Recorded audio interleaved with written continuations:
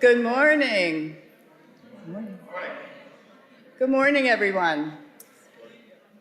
And welcome to First Unitarian Church of Providence, where we love beyond belief. We welcome you, whoever you are, whomever and however you love, and whatever you may or may not believe. A special welcome to all of you who are new or visiting for the first time. We hope you will join us after the service for coffee hour in the parish house next door. We are delighted to have with us this morning Reverend Paul Langston Daly. Reverend Langston Daly celebrated 25 years of ministry in October of 2022. During that period, he served congregations in 6 states as settled, interim, and contact ministry roles. He is currently serving as the Minister of Social Action at First Parish in Concord, Mass. Paul is a graduate of Andover Newton Theology School and of the International School for Restorative Practices. Reverend Langston Daly consults with congregations and communities on the integration and implementation of restorative practices, and he facilitates circles for congregations in conflict. He has served our association in numerous leadership roles, both in the UUA and the UUMA.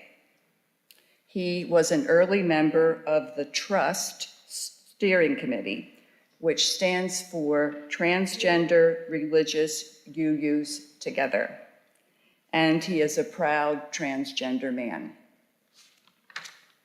Paul lives in New Bedford, Mass, with his 2 cats, Odin and Loki. It is great to have you here today. Now, let us center our hearts and minds as we begin our worship together.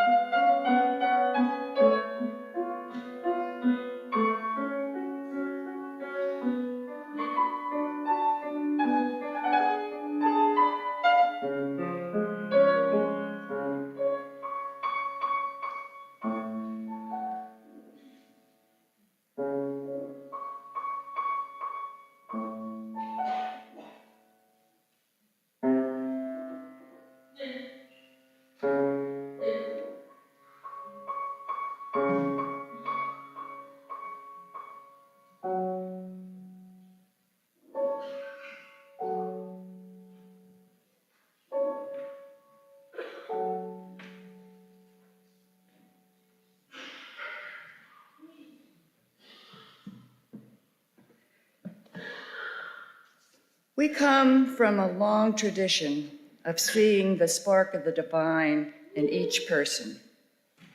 In that spirit, I invite you to greet your neighbors here in the meeting house.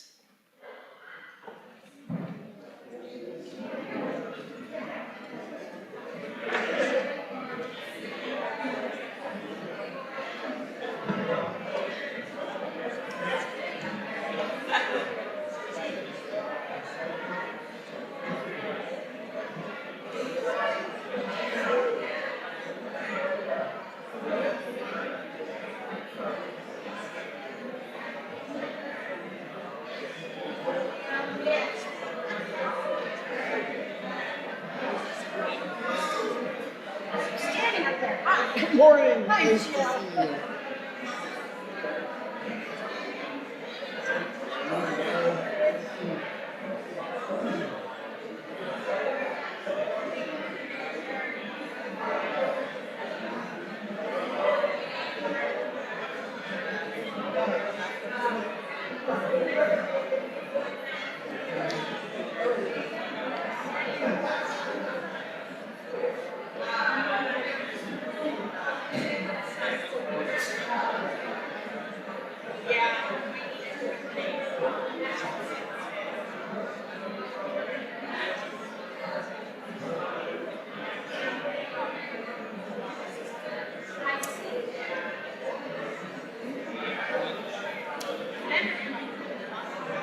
Okay, let's come on back. And make sure we wave to our neighbors who are watching us online.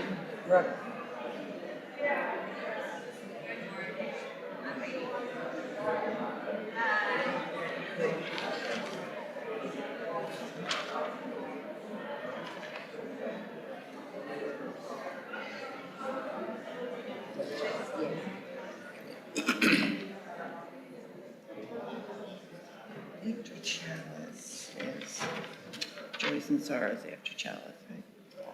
I think so. All right. Good morning. I'm Paul Langston Daly. It's lovely to be with you all this morning.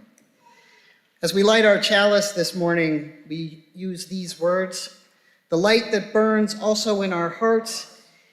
This light burns also in our hearts, and it lights the way towards harmony, justice, and hope for all. You do that as a unison. I didn't know that. My apologies. Our opening words this morning are by Richard Gilbert. He writes, "We meet on holy ground, brought into being as life encounters life, as personal stories merge into the communal story, as we take on the pride and pain of our companions, as separate selves become community. How desperate is our need for one another, our silent beckoning to our neighbors, our invitations to share life and death together, our welcome into the lives of those we meet, and their welcome into ours. May our souls capture this treasure time. May our spirits celebrate our meeting in this time and in this space, for we meet on holy ground."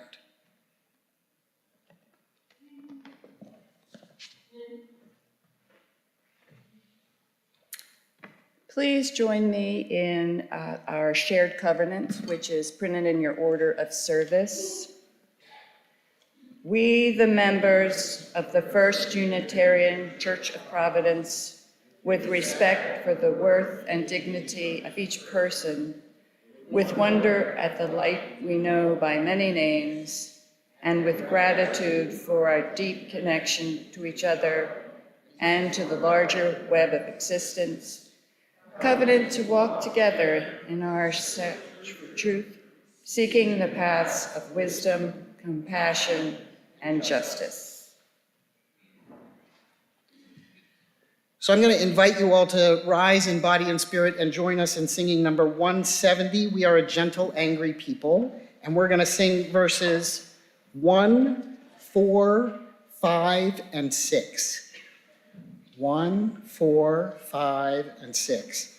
And verse 5, we're going to sing "Queer and Straight" together. I'll prompt you as we go.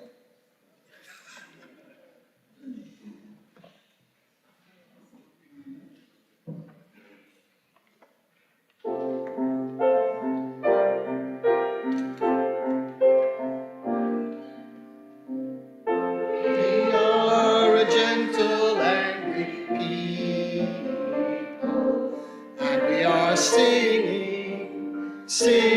for our lives.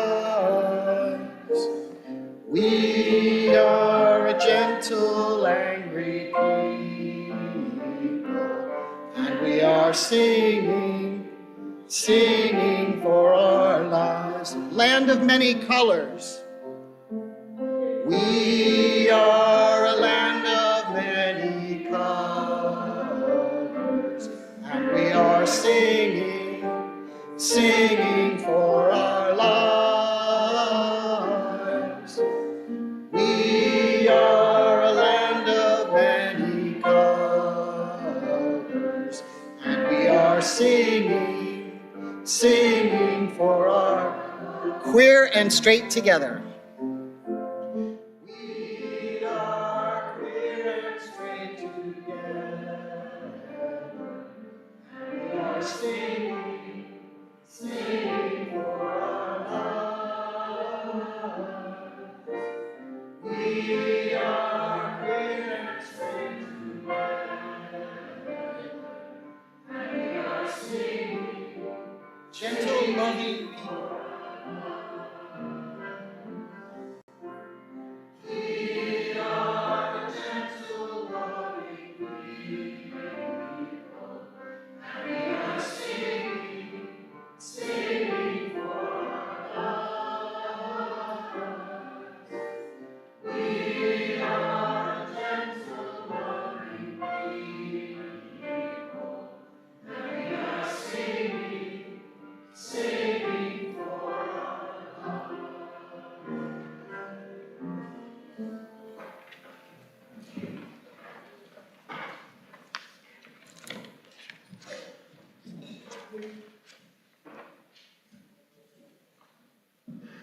The first Gay Rights March was held on June 28, 1970. It is now a centerpiece of Pride Weekend in New York City, though it actually started out as a protest march, not the crass commercialization we know today. Carla Jay, a former women's and gender studies professor at Pace University and the first woman chair of the Gay Liberation Front, said, "We set out to create a march on the first anniversary of the Stonewall Uprising. And if we hadn't done that, nobody would remember the Stonewall today." She says that within a few days of Stonewall, flyers were already circulating calling for a new kind of movement that wasn't polite and wouldn't stay in the shadows. That was a real turning point. Poet, painter, and activist Fran Winant was one of the early participants in the Stonewall-inspired gay rights movement of the early 70s. Through her poetry and visual art, she helped define the role and sensibility of lesbians in the context of gay liberation and radical feminism, especially in the 70s and early 80s. This piece is a celebratory anthem of the upwelling energy of the moment.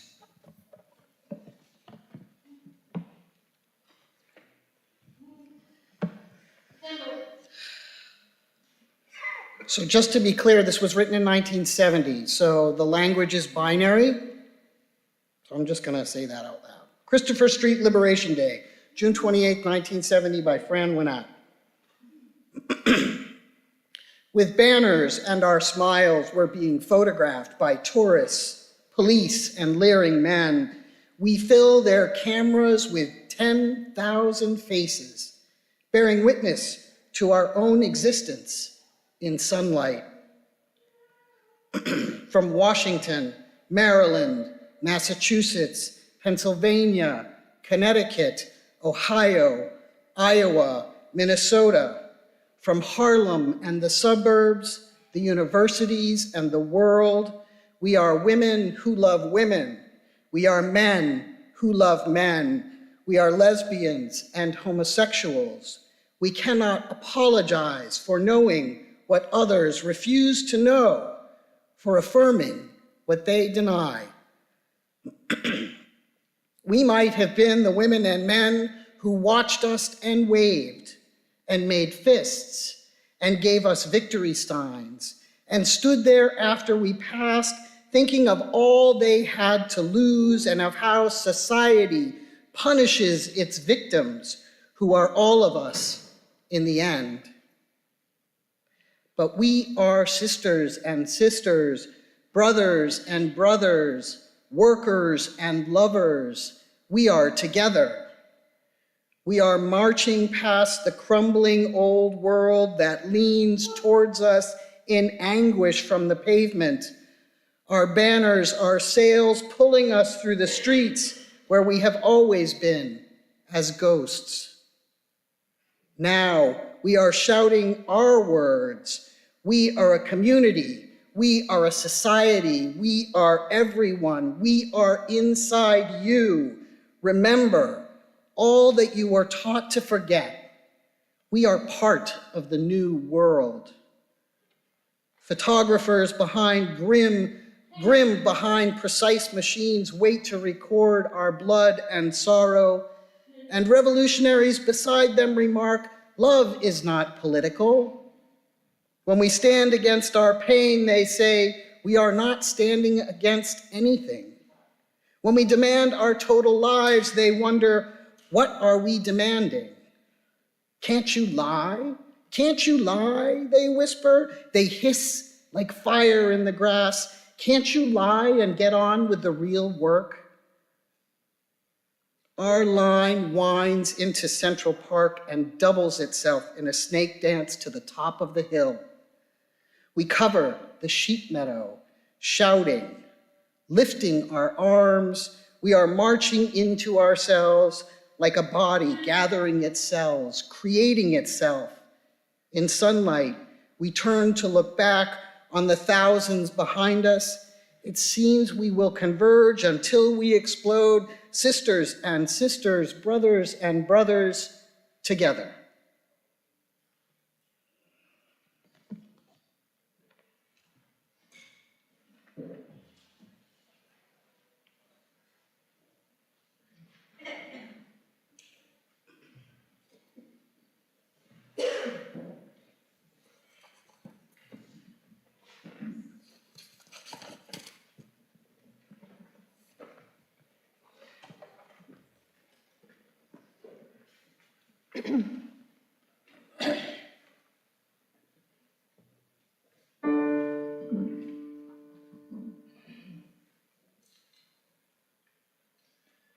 We shall be known by the company we keep, by the ones who circle round to tend these fires. We shall be known by the ones who sow and reap the seeds of change alive from deep within the earth. It is time now. It is time now that we thrive. It is time we lead ourselves into the well.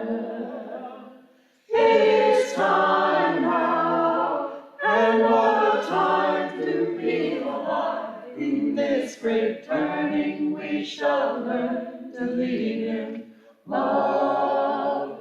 In this great turning we shall learn to lead in love. We shall be known by the company we keep, by the ones who circle round and tend these fires. We shall be known by the ones who sow and reap the seeds of change alive from deep within the earth. It is time now. It is time now that we thrive. It is time we lead ourselves into the well. It is time now, and what a time to be alive. In this great turning we shall learn to lead in love. In this great turning we shall learn to lead in love. We shall be known by the company we keep, by the ones who circle round to tend these fires. We shall be known by the ones who sow and reap the seeds of change alive from deep within the earth. It is time now. It is time now that we thrive. It is time we lead ourselves into the well. It is time now, and what a time to be alive. In this great turning we shall learn to lead in love. In this great turning we shall learn to lead in love. In this great turning we shall learn to lead in love. In this great turning we shall learn to lead in love.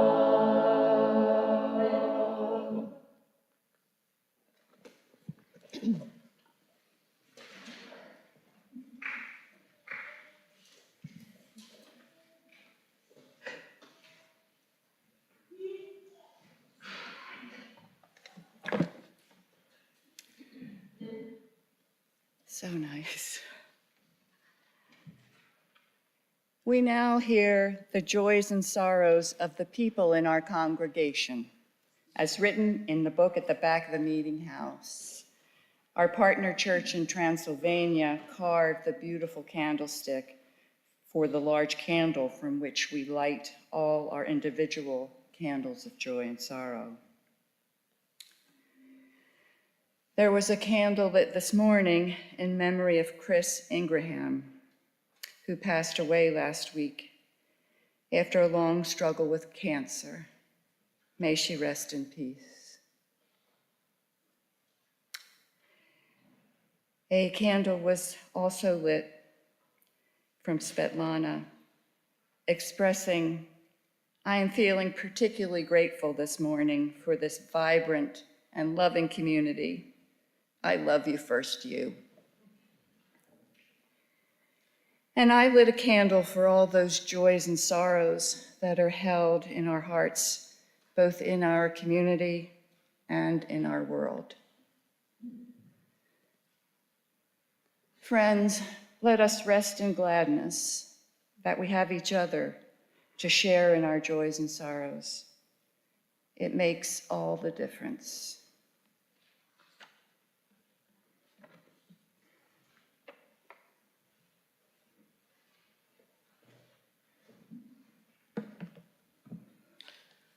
I invite you now to join me in meditation.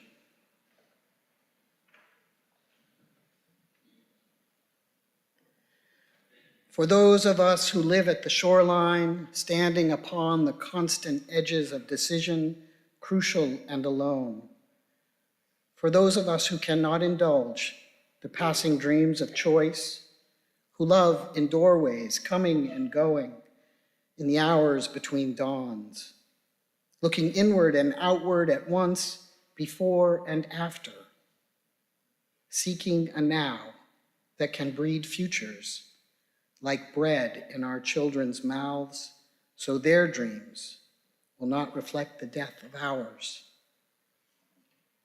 For those of us who were imprinted with fear, like a faint line in the center of our foreheads, learning to be afraid with our mother's milk.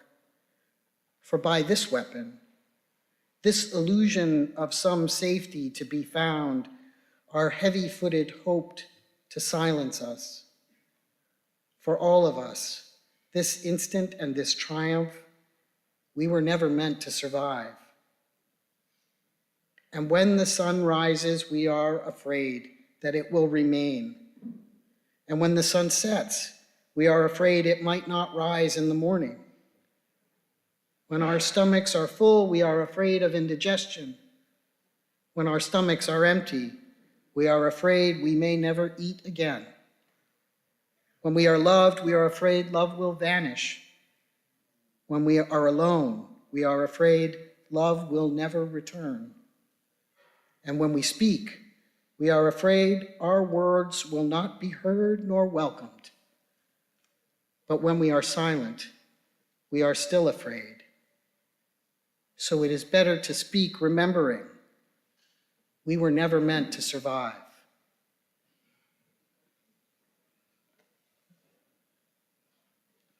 During this time, if you have lost someone close to you in the past year, we invite you to stand or raise your hand in silent witness.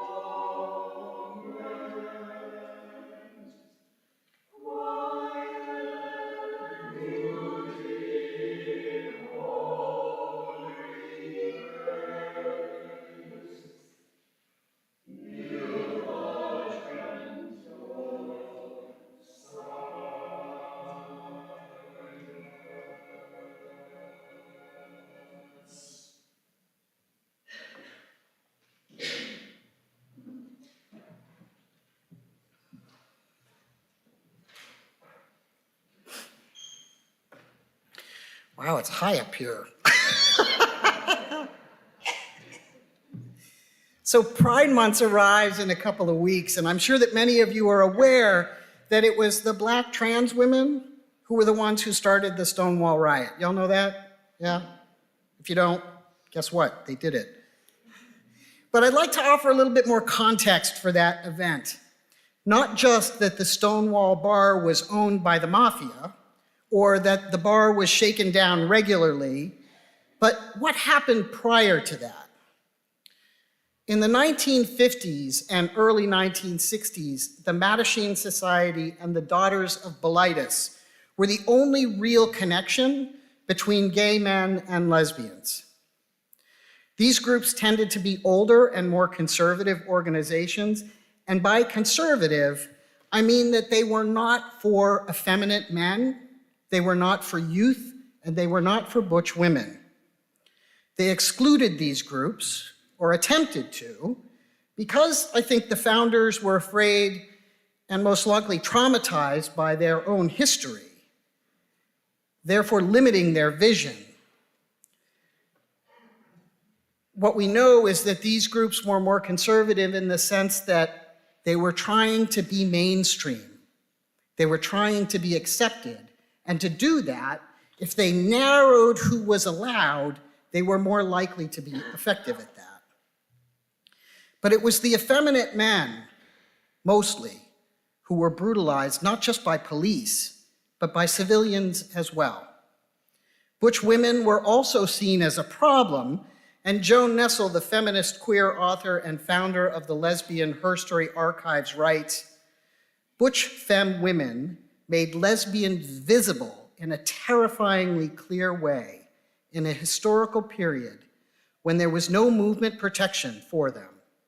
Their appearance spoke of erotic independence, and they often provoked rage and censure from both their own community and from the straight community." Now, it may well be that the organizations took these conservative positions, as I said, because they thought supporting such a stance might afford them some measure of protection. Lesbians were less likely to be noticed, though harassment did occur, and young effeminate males found it hard to get legitimate employment because just acting or behaving with feminine mannerisms or having a more feminine way of being was enough to prevent someone from getting a job. Sexism was strong back then, and deviation from the heterosexual patriarchal norm was attacked in horrific and brutal ways. Social constructs were enforced through a variety of media, including movies, television, writers like Emily Post, and others. These young gay men, some of whom were able to find work as drag queens, found support and organizing through pageant houses in the late 1960s. They claimed families and were claimed by mothers, drag queens who had been around and understood the lack of support and the brutal system of conformity, and they wanted to help. These houses made their way into popular culture with Madonna's hit Vogue and with Netflix series Pose. If you haven't seen it, I encourage you to check it out. It's excellent. The bottom line is things were not easy if you were gay or lesbian, and particularly if you were outside that sort of norm that everyone was trying to reinforce, that binary norm. I think it's also important to note that there were many riots prior to Stonewall, most led by young gay drag queens, many of whom were prostitutes and all of whom were constantly harassed and beaten and brutalized by police. The first was in LA in 1958, then Milwaukee in 61, Philadelphia in 65, New York City in 66, San Francisco in 66, LA in 66, 67, and 68, and Stonewall was in 1969. 10 years. 10 years. And it was this segment, this group of gays that seemed to be the most problematic. We called them gay, but they were more than gay. They transgressed the gender lines in ways that threatened the status quo and threatened conservatives who believed in rigid roles and responsibilities in deeply gendered ways. These drag queens offered an alternative, something different, something that could threaten to upend the way we had been doing things for a long, long, long time. I remember in the 70s and 80s hearing people talk about gay people. Comedy shows ask questions like, which one's the girl? Or which of you does the cooking and cleaning? Because our ideas of roles and responsibilities are so ingrained and so gendered. The very notion that a couple could share roles in a primary relationship differently was completely foreign to men and many women of all colors and backgrounds, and deeply threatening to those who benefited from those rigid roles. I'll just take a moment to mention the NFL player who said that women belong in the kitchen. These ideas have not gone away.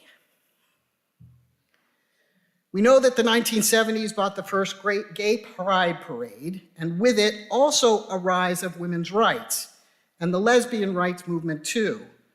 How many of you are aware of the fact, I bet a lot of you are, that it wasn't until 1974 that women could get a credit card? All the women raised their hand, right? And I want to pause here to recognize these movements. And I want to recognize that they were successful because they used some of the momentum and the techniques of the Black Power movement, because they were coming along upside each other.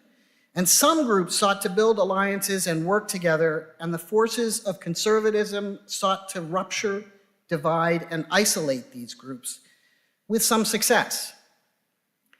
The first Pride March in New York City in 1970 came 1 year after Stonewall, an attempt to keep the energy and focus moving and to give rise to the power and voice to the power of the movement. Betty Friedan, a leader of the women's movement and founder of NOW, was initially afraid that lesbians would discredit the women's movement and wanted them out. Many of these women were more masculine in their behavior, loud, radical, and unrepentant. These women too transgressed the lines of what was acceptable, what was normal. They too were asked questions about their roles. Which one is the man? Which one takes care of the cars? These are both questions I was asked firsthand when I came out in the late 1980s.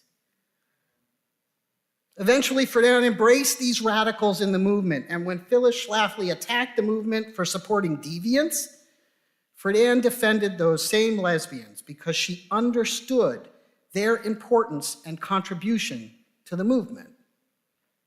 All of this is to say that these organizations, only some of which were formal, were led and influenced by lesbian and gay men, young, trans, queers, and feminist activists, all of whom were not only pushing the boundary of who we could love, but pushing the boundaries of roles and responsibilities in relationships and in society.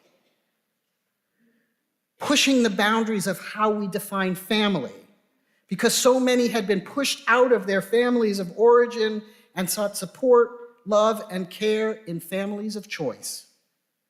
These families modeled different structures than traditional family structure. They offered an alternative, and not just for those who identified as queer, but anyone seeking their authentic self.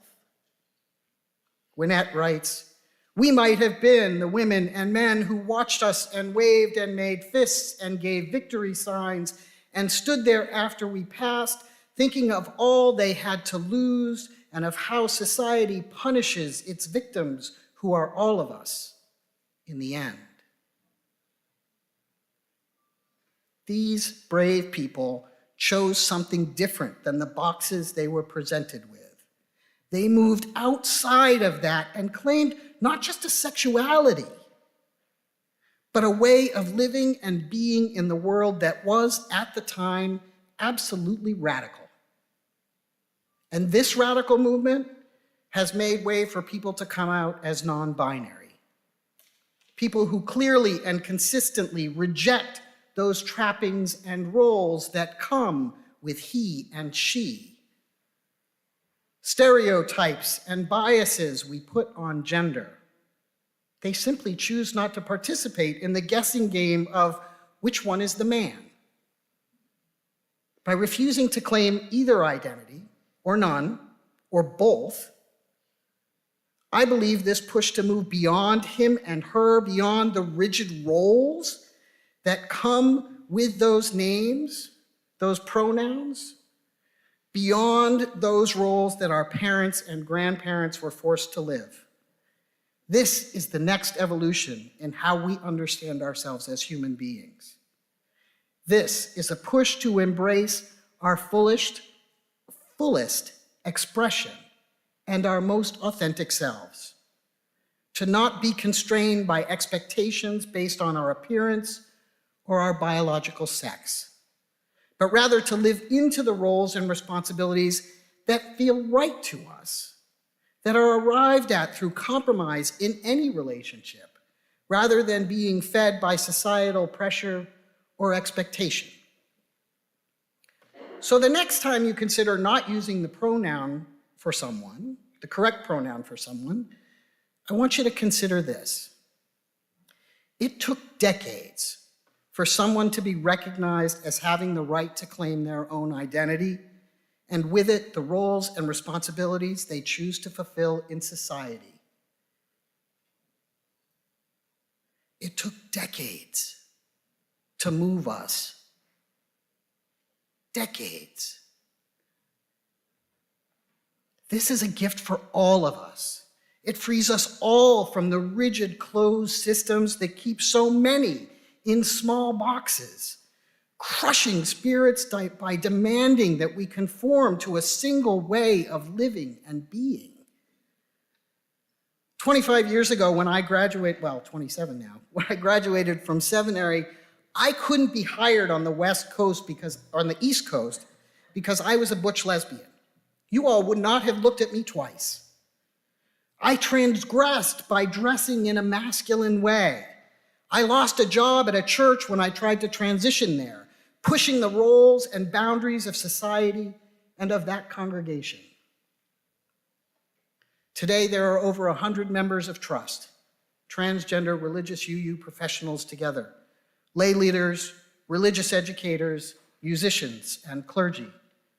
And the trans and non-binary clergy number reaches almost 50, a dozen of whom are currently serving in successful settled ministries and chaplaincies, many of whom are still in the process and will be seeking churches in 2 to 5 years. We, who identify as queer, offer a different perspective, a transgressive way of being that seeks authenticity, honesty, and integrity, not just for us, not just for me, but for all of us, for everyone. Now we are shouting out our words. We are a community. We are a society. We are everyone. We are inside you. Remember, you were taught to forget. We are part of the new world. Pride Month is not about rainbow flags or the kitschy merchandise from corporate entities looking to cash in on a quick buck while remaining silent about abuses and attacks on queer community. Remember that as Pride Month approaches. Pride is about understanding that liberation is collective. We are all in this together. When we begin to understand that, working together, forming alliances, finding common ground, and seeking common cause is the only way through, and the only way to change the systems that seek our destruction and our demise. We will recognize that our liberation is bound up with everyone else, and we cannot be free on our own. One of the most profound queer contributions to humanity is the questioning of expectations and presumptions about who we are based on our biological sex. I think it's a presumption and an expectation that should be challenged to free us all from the rigid roles and possibility and responsibilities that have plagued our past. Let us embrace this moment. Let us embrace this movement. Let us recognize and honor the many gay, lesbian, queer, trans, intersect, and questioning people who have gone before us, who laid the groundwork, sometimes with their blood and bones. Those who made it possible for people all over this country to claim who they are and how they live. We cover the sheep meadow shouting, lifting our arms. We are marching into ourselves like a body gathering its cells, creating itself. In sunlight, we turn to look back on the thousands behind us. It seems we will converge until we explode, sisters and sisters, brothers and brothers, siblings and kin, together. We are everywhere. May it be so, and blessed be. Amen. I invite you now to rise in body and spirit and join in our next hymn, Fire of Commitment, which is 1028, I think. Yeah.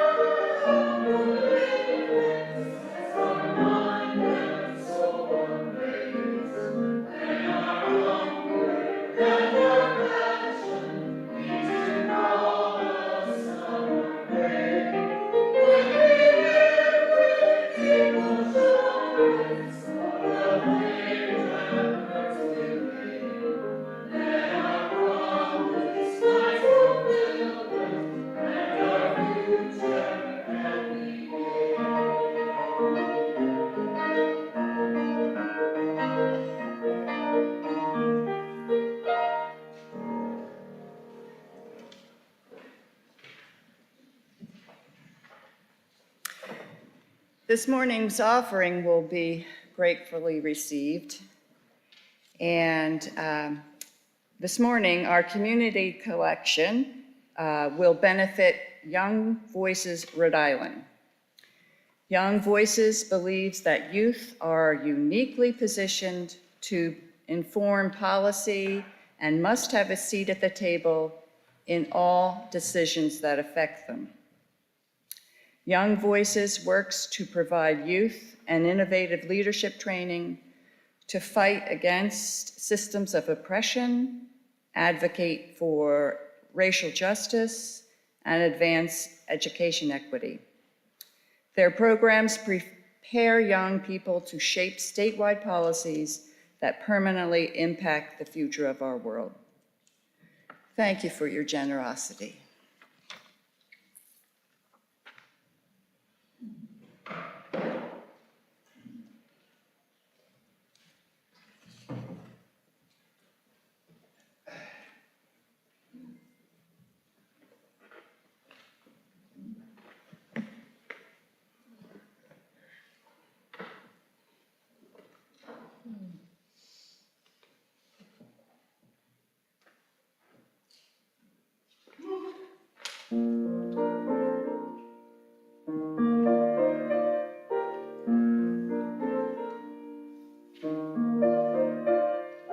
In this very room, there's quite enough love for one like me. And in this very room, there's quite enough joy for one like me. And there's quite enough hope and quite enough power to chase away any gloom. For our spirit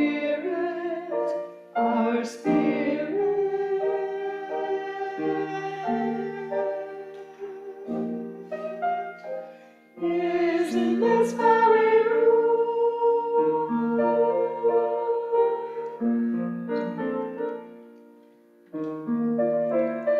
And in this very room, there's quite enough love for one like me. And in this very room, there's quite enough joy for one like me. And there's quite enough hope and quite enough power to chase away any gloom. For our spirit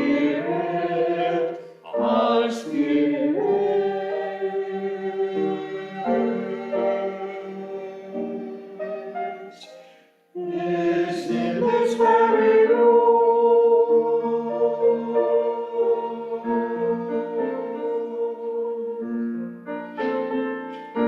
In this very room, there's quite enough love for all the world. And in this very room, there's quite enough joy for all the world. And there's quite enough hope and quite enough power to chase away any gloom. For our spirit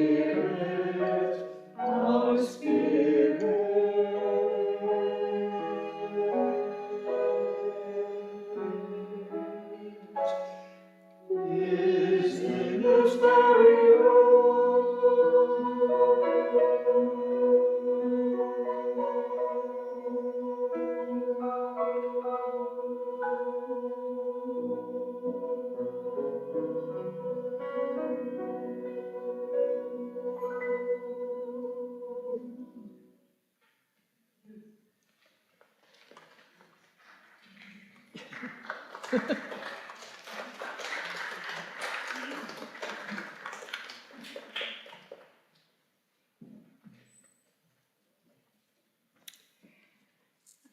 There are 3 invitations this morning. These are ways to participate in the life of our church.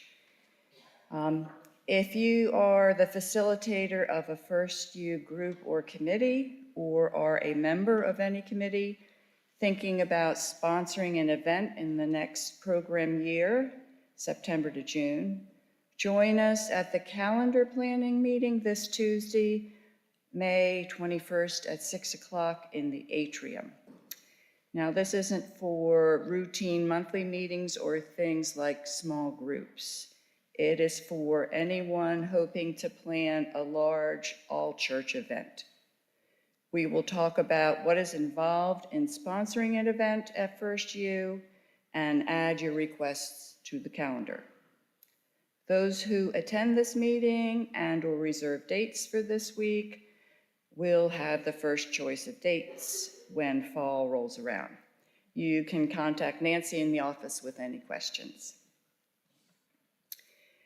You can join friends from around the state to celebrate the Strawberry Thanksgiving on June 8th from 12 to 4 at Ninigret Park in Charlestown. This celebration signifies the importance of friendship. So join folks from First U and friends from the Tamaquag Museum at the Strawberry Worship. The First U group plans to meet at the park entrance at 1 o'clock, and you can contact Erica Russley if you want more information. And her contact information is in this week's edition of the First U Times. And a reminder that there are no services or programs here at First U next weekend. All facilities are being used by Brown for their commencement services. The next Sunday, June 2nd, is our annual meeting, which will take place right after worship.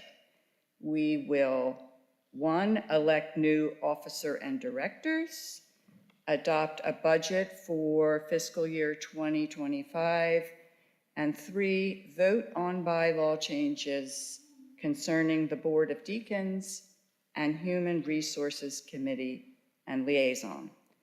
Please plan to attend. And also don't forget to read your First U Times, which comes out every Friday so you don't miss any important information.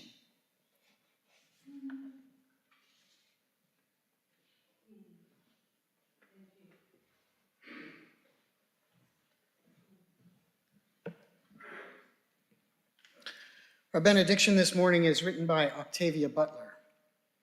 She writes, "Everything you touch, you change. Everything you change changes you.